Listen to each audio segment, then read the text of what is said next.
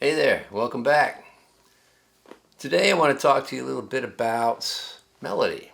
First question I suppose we really need to ask ourselves though, do we really need melody? Is melody important to songwriting? Is it something that's crucial to songwriting? Does a great song have to have a melody in order to be a great song? That's actually a pretty good question because there's a lot of great songs, I would venture to say, that don't have great melodies. A lot of hip-hop tunes necessarily are not melodically constructed tunes. A lot of times the delivery of the lyric is not melodically oriented in a lot of different situations. It's been proven time and time again that melody is not really a necessary component to making a song happen, making a good song happen for that matter. But it sure helps. I will say that. I guess maybe I'm a little old school and I'll probably reveal myself to be that on occasion in this class. Most of the great songs to me that have shown themselves to be historically great songs, I mean, in other words, songs that we're still talking about 150 to 100 years after they were written, had great melodies. Of course, this is long before we married poetry to rhythm and created hip hop. So yeah, melody I think can be an extremely important component to your songwriting, and I would certainly like to at least suggest utilizing it rather than shying away from it. Especially, for instance, if you are choosing to use lyrics phonetically or just making words up, doing stuff like that, then the melodic structure of how those words come across impart in a kind of an information I think that you're going to want to use. Here's some fun facts I'd like to tell you about melody. Human beings are predisposed to like to hear notes in the harmonic series. You take whatever pitch happens, you double that. There's the third harmonic, the fourth harmonic. When you get into the upper harmonics, that's where all of our scales are derived from the actual upper harmonic series of natural occurring sound. We tend to like 5, 6, and 7 note scales that fill in the octave, just from, let's say from, that's an octave, same note, but just, that's an octave there. So we like to fill in that octave with either 5 notes, 6 notes, or 7 notes. Sometimes more, but that's usually 5, 6, or 7. And we like to hear them in a certain pattern that goes with the natural harmonic series. Flutes made 9,000 years ago in China played pretty much the same or very, very similar scales to the ones that were found in Mesopotamia around the same time. So that sort of reinforces this idea that there's a natural sort of series of tones that everybody on both sides of the world, before we even knew what music was, tended to like. And here's the other thing about music is that we're attuned to the relationships between notes more than we are actually attuned to the keys. Now, we are attuned to keys, but it's the relationships between notes more than the keys of the notes. For instance,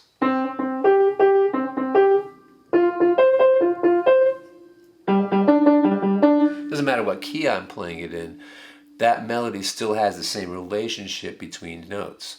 And that's what we respond to more than the actual key that we're playing in. So when we're talking about melodies, we're talking about relationships between notes. There was also this tendency back in the good old days in Greece to have the 7 musical modes that they came up with were related to the 7 visible planets.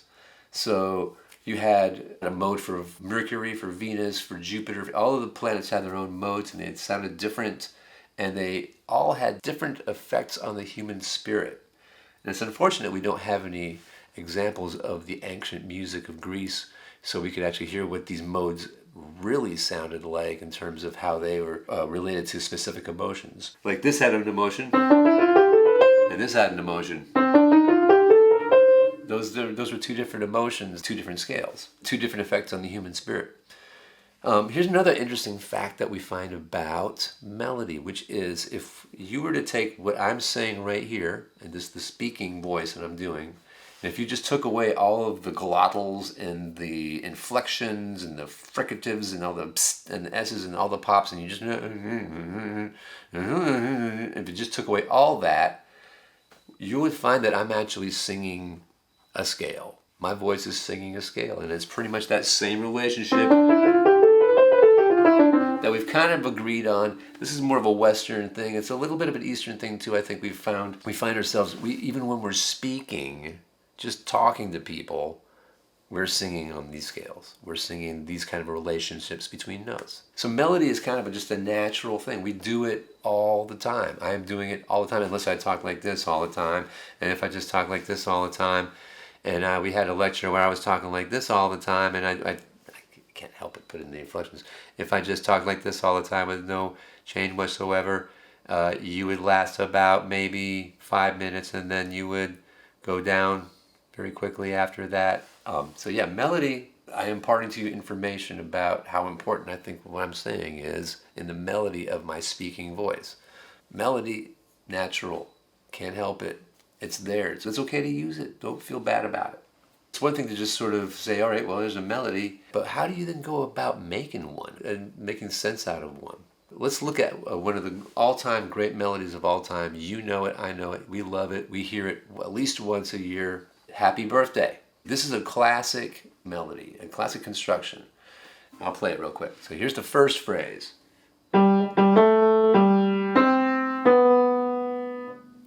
So that's the phrase. So let's unpack that for a second. First of all, it doesn't start right on the beat. It starts with a little pickup. It's 1, 2. That establishes the rhythmic motif right off the bat. The note sort of ends on almost of a questioning note. It doesn't go, or it doesn't go. That seems like a stopping point. This sort of goes. That's a question. And then it goes.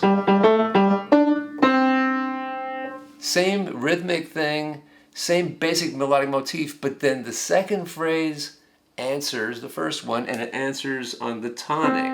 Because we've already sort of established this is the key.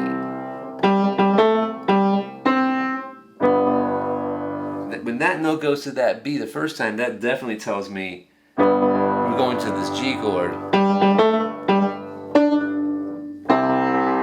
So there's the first little melody, sets up a rhythmic stance, a little melodic motif, ends on a question note. The second phrase repeats that, but then changes just a little bit to end on the tonic note. So we have question, answer. Then the third phrase develops it. It repeats that first little pickup.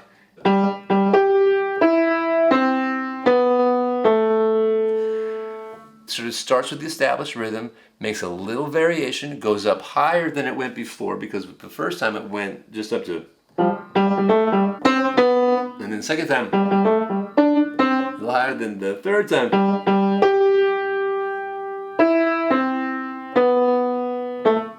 Goes up even higher, comes down the arpeggio, and then ends on this little weak beat. It doesn't even end on the strong beat. So it's 1,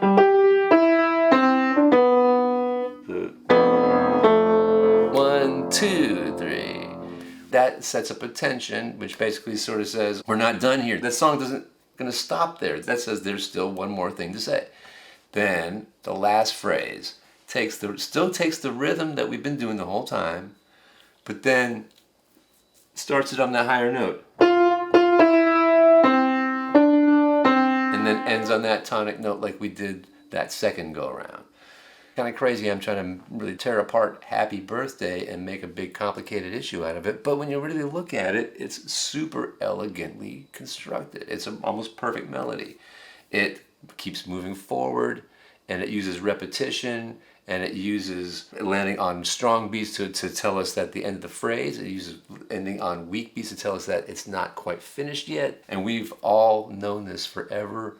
We'll never forget this melody. It has all of the elements that we were looking for that help it stick into the mind. It also has shape to it. That's why it's probably the best known melody of all time right now. I was using some terminology here to sort of describe what we were doing here. Pretty sure that most of you are not music theory majors and you didn't take it in college, and you may just have a passing interest in music. So let me sort of discuss some of the terminology that we are going to use when we're talking about songs going forward, talking about melody. So here's some lingo for you. If you don't know it already, and if you know it already, just take a break and I'll be right back with you. A pickup, that means sometimes a melody starts a little before the bar count happens. In the case of Happy Birthday, it's 1, 2, Happy Birthday So there's a little pickup before birthday. The melody starts before the beginning of the next bar. We call that a pickup. And meter, that's what we sort of refer to as the basic counting grid of the music that we're talking about. And most of the times, most of the songs we're dealing with are 4/4, which means we have 4 quarter notes per bar. 4. 1, 2, 3, 4. 1, 2, 3, 4. Happy Birthday happens to be in 3/4. It has 3 counts of quarter notes. So it's happy birthday to you, to happy birthday to 1, 2, 3. So it's in 3/4. If we were going a little bit faster than that, we go bumpin' dum bumpin' dum bumpin' dum bumpin' dum bumpin' dum. We call that 6/8. So 1, 2, 3, 4, 5, 6. 1, 2, something like that would be 6/8. A lot of times you're going to find yourself in 4, maybe 3. Some of you more creative folks may go for some other interesting meters. I welcome all meters at all times. When we're talking about a key, and we talk about the word tonic, we're not really talking about a nice soda. We're talking basically about the note that is the 1 of whatever key we're in. So if we're in the key of C, then the tonic would be C. 1, 2, 3, 4, 5, 6, 7, 1. The tonic is 1 in whatever key we're in. So if I refer to the tonic, I'm just talking about the 1 of the key that we're in. A scale is a step sequence of notes between octaves. Again, we usually have 5 or 6 or 7 of those, but your basic scale, your C scale, is going to have 7. 1, 2, 3, 4, 5, 6, 7 before we get to the next octave. Scale that I just played, the major scale. There's also the pentatonic scale, which would be a 5 scale. The major pentatonic would be, and the minor pentatonic would be. There's some scales, we can divide it up 5, 6, 7. We can even do 4, 3 if you want. It's all good. If I use the term arpeggio, I'm basically referring to the notes that spell out a chord. So if I was going to talk about a C arpeggio,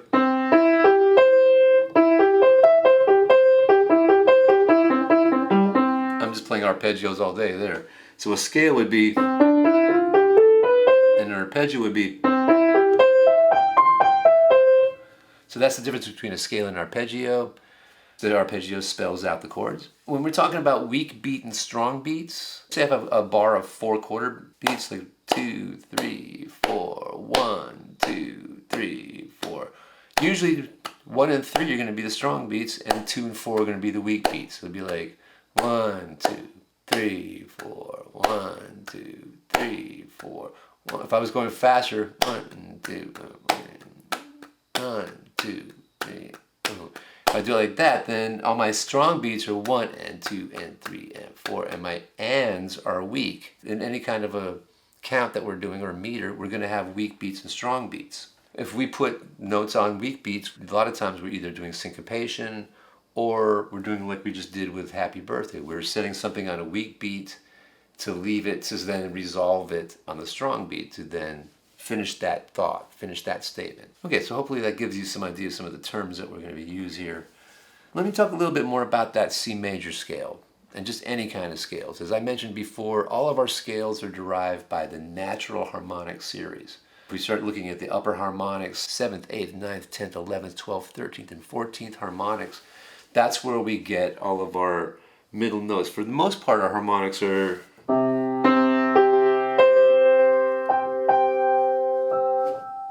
And then we start getting more of our notes here if you look at our harmonic series. So these notes happen fairly naturally, although we've bent them just a little bit to get into equal temperament for pianos, to allow ourselves to have all 12 keys be natural. I'm not going to explain why that is. Just sort of trust me on that. The scales that we've created, they happen in a naturally harmonic way that we are naturally inclined to want to hear things. Now, that's not to say that people don't like microtonic music. There are cultures that like lots of music that go in between the notes, so to speak. But for the most part, this is true for most musical cultures, is that we do have a fairly similar basis for our harmonic series based on natural harmonic creation.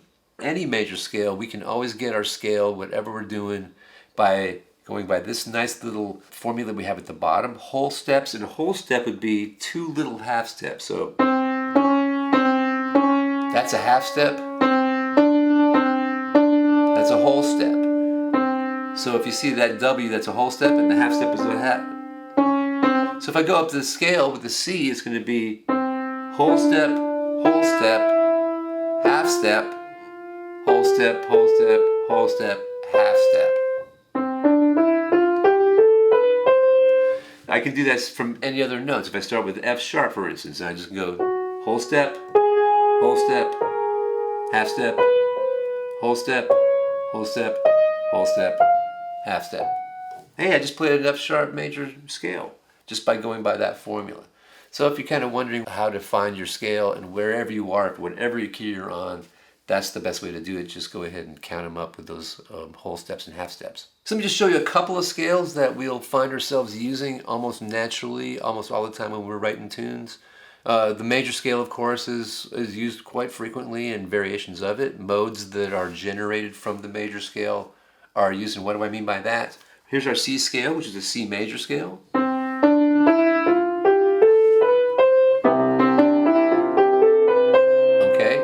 If I play the same group of notes, that same scale, but if I start that on an A instead of a C, same scale,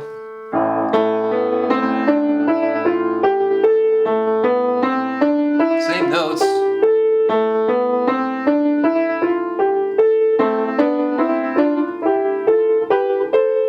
but it sounds different, doesn't it? It has a different character than...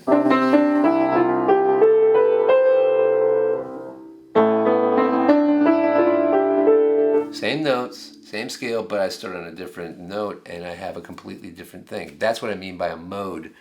When I played that scale starting on the A, I'm playing the A minor scale, and that's a different mode. Kind of a cool thing about major scales is that you got 7 modes you can get from that. I'm not going to talk about 7 modes today. That's for a different discussion. But that kind of gives you some idea how we can get a major and a minor scale. And those are 2 scales that we use almost all the time.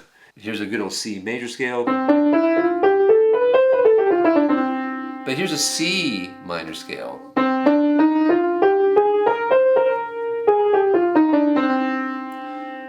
Those are 2 really nice scales that gives us, if we want a major or a minor. Pentatonics, let me just show you the pentatonics one more time. I showed you those earlier. And these are really simple scales that we can use a lot that are really useful. A C major pentatonic scale, for instance, is just...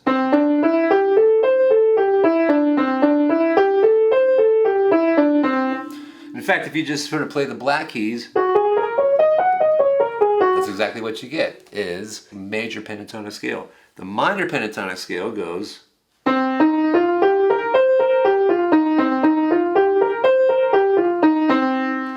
And you can sort of see how you could easily just make a melody just on... You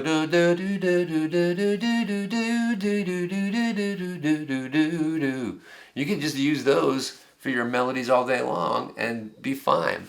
You might get bored after a little while, but they'll get you there. They're very useful for a lot of your fundamental aspects of your melodies. So don't worry about learning too much about scales. You're going to find yourself sort of using certain scales naturally that you gravitate towards, but it'll most likely be one of these, a major or a minor scale.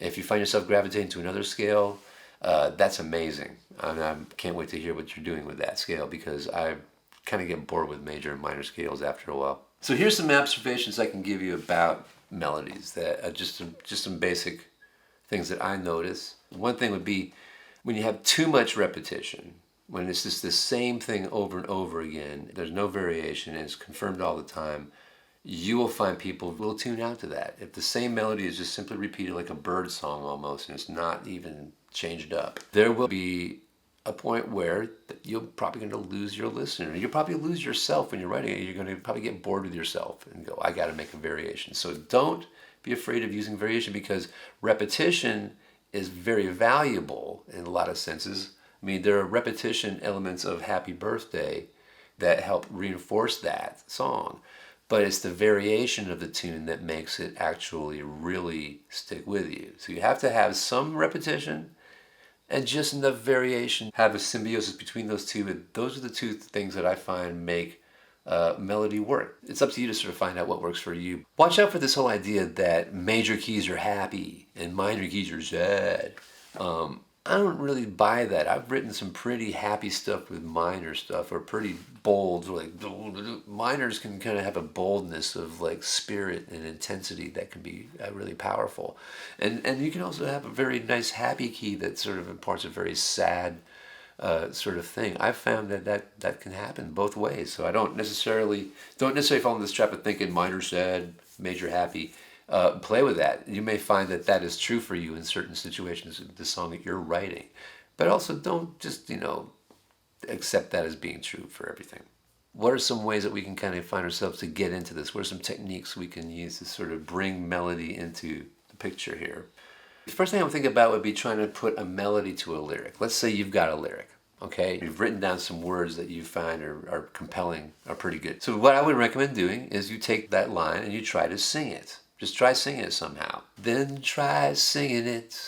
Then try singing it. Then try singing it. Try some different ways of singing it to see if there's a way that it sort of sounds natural. The phrasing sounds good. Then try singing it. Then try singing it. Then try singing it. Then try singing it. Start with your basic notes and then start variating some notes up seconds, up thirds, down seconds, down thirds. The thing we find about melody, that the effective melodies have shape. If we can put shape to the melody, we'll definitely have a better chance of remembering it. That's just sort of a thing that happens. So I would keep doing that until you find a melodic shape that holds your line really well, that sort of bears repeating, that feels good, sounds good. If you need to, you might change a word or two just to sort of get this to sort of sound the way you want it to sound. That's usually how I will do it. I'll just take my lyrical phrase and I'll maybe sit at the piano even sort of go. Then try singing it. Find the rhythm, the melodic shape. I'll just try singing the words. I'll just try maybe playing some chords and just try singing the words and just sort of see what kind of stuff happens. And sometimes it sounds pretty dumb like that just did. Or sometimes it sounds kind of cool, in which case it inspires you to sort of move forward with this and sort of think of something new. Another way to approach this would be to set a lyric to a melody. And this happens a lot of times if I'm writing a song. A lot of times I'll have music going and I'll have a melody in mind and I need to come up with a lyric for that. What I'll do is I'll just start singing. Here would be an example.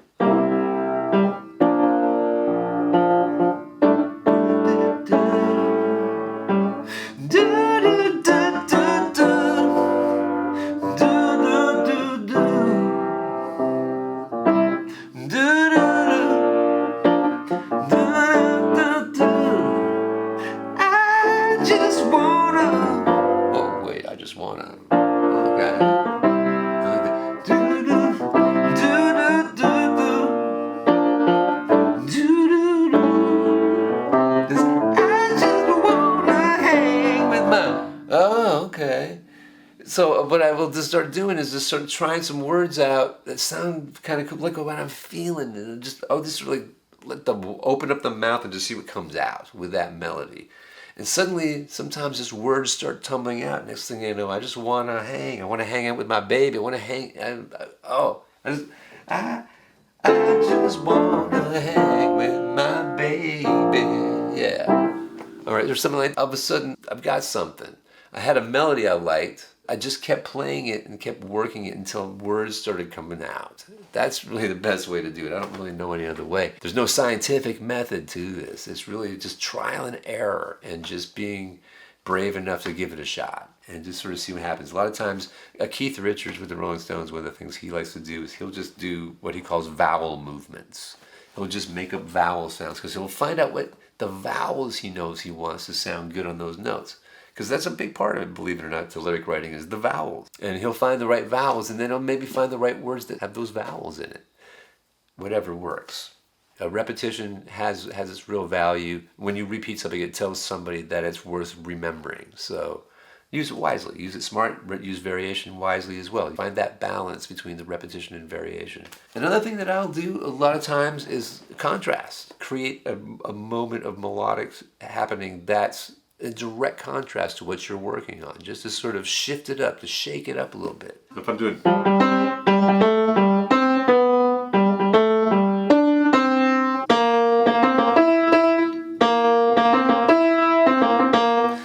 I start bringing in something in completely different than what I was playing before, but then I repeat it a few times, then all of a sudden I've taken you away from that previous thing. Now I can go back. I can either go back or I can go to a new place. The cool thing about contrast is that all you need to do is sort of go to a new place and repeat it, and the listener already automatically goes, oh, okay, they'll follow you. You might find yourself having a natural talent to create melodies later, and you can also apply that to instruments and music. There can also be instrumental melodies that are created that are really important to the song. Little melodic hooks that then become very, that a guitar plays, or saxophone, a synthesizer, something plays. So melody is not just a vocal thing on the lyric, it's also something that we can use at different parts of the tune to really make them better. Then there's also the idea of don't use a melody at all. All right, we've talked about melody. Well, what about how we can do a lot without melody, how we can just have words, and how the phrasing of words and the pace and the structure of words and the rhyming of words, that becomes our melodic information. Now that becomes the stuff that helps our brain sort of grab onto this stuff and remember it. Because ultimately that's what we're trying to do. We're trying to write a song that's good enough that after we play it, then someone can kind of go, wow, I remember that. I'm going to think about that. Melodic information and lyrical information, there's enough of that there that could stick to their brain and cause a memory to happen. I think that's ultimately what we're trying to do here. But we don't need to use a melody necessarily. We can go hip hop and really use different elements to get that same kind of results.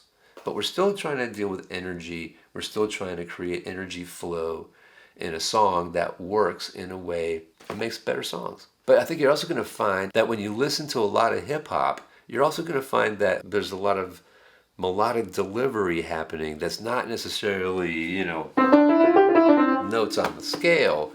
There's pitches, there's intensity. They'll go up in pitch to get certain effects. It's not just rapping like this all the time, except maybe some people do that like that all the time. I guess Slick Rick had a little bit of that going on back in the day, but that's a long time ago. Melody finds itself into everything one way or the other, no matter if you're trying to avoid it or not. So you might as well get a little handle on it and see if you can't find some ways to use it. For me, the main thing that I try to look for in melody, I don't want my song to be monotonic. I want there to be some shape to it. So I find myself going do do do do do do do do do do do do.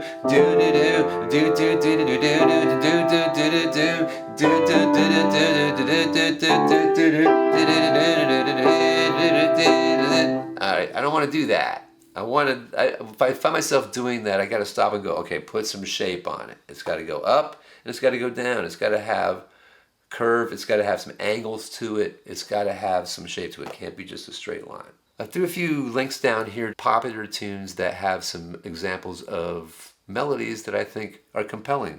Now some of these songs may not interest you. The one thing I will say about all these songs is that they were all successful to a certain extent and found a fairly large audience. You usually can't do that unless you have some kind of a melodic element to what you're doing, and that melodic element is functional and working. And some of them are better than others. For instance, I put When Doves Cry in here because it's probably the most monotonic hit of the bunch. He really kind of stays on that one note a lot, but he moves it just enough that it works. It comes down to, does it work or not work? And I guess what I would ask you to do when you hear these tunes is to listen to them, see if you can make that judgment call yourself. Do these melodies work? History's answer is yes, but what's your answer? I mean, I'm also curious to know what you think about this. I just would suggest looking at these tunes and seeing if you can see what the melodic quality is in these that made them possibly considered to be great songs by a great many people. That's really about all I got for melody today. What do you consider to be a great melody? If you'd like to post that great melody underneath this, I'd love to see what you are thinking about because I'm kind of curious. I know what I think a great melody is, what my criteria is, and I guess I'm at the point now where I would like to know what your criteria is, if you even have that criteria. So feel free to post something that you consider to have a great melody underneath this video, and we'll share that. We'll discuss it later. All right. Have a good one, y'all. Take care.